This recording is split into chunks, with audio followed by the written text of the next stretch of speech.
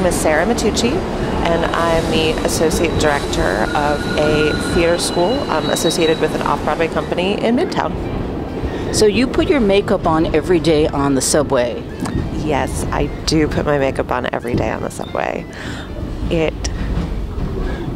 It's worth it to get that extra 10 to 15 minutes of sleep every morning. So how long does it take you to put your makeup on the subway? I start as soon as I get on at Dyckman Street, and I'm done by the time we hit 168. And what exactly are you applying? Well, it depends on the day and how interested I am in making myself up fully, but I put on some concealer and a little bit of powder foundation, eyeshadow, mascara, eyeliner, a little bit of highlighter and lipstick if I'm feeling sassy. What I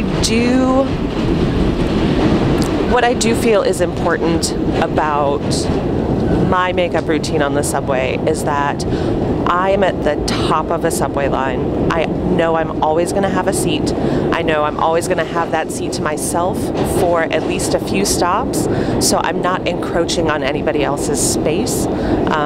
And by the time the train gets crowded, I'm done and my makeup bag is away.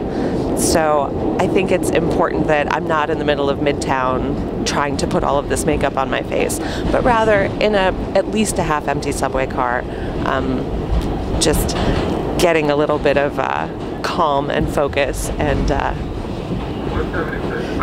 extra time to my morning routine. But do you think of it also a little bit like performance art in a sense? For myself, no. For some people that potentially have a more elaborate routine that are actually putting a face on, then yeah, it could be a very interesting sort of performance art aspect.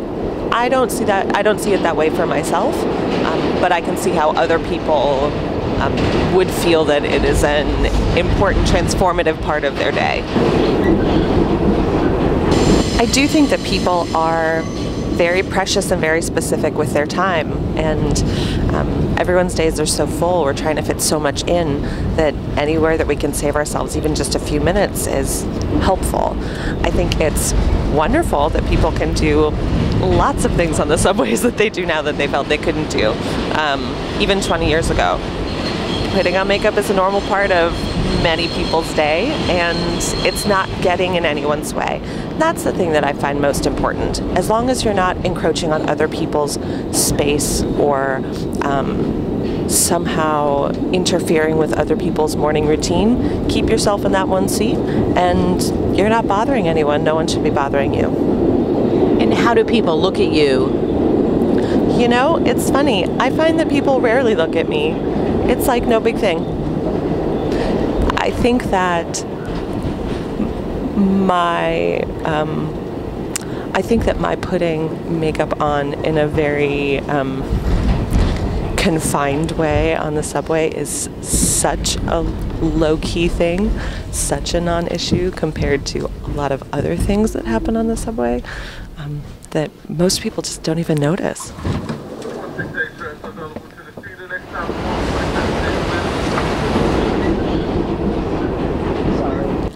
I have never seen a man shaving on the subway, but I would love to one day. So what would you make of this? That, I think, would be an amazing piece of performance art.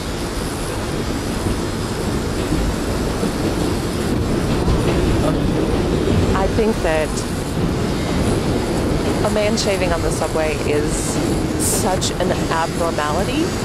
That is definitely something that, given the needs for, running water and towels and things, is typically confined to the bathroom. I would be fascinated to see how that would work.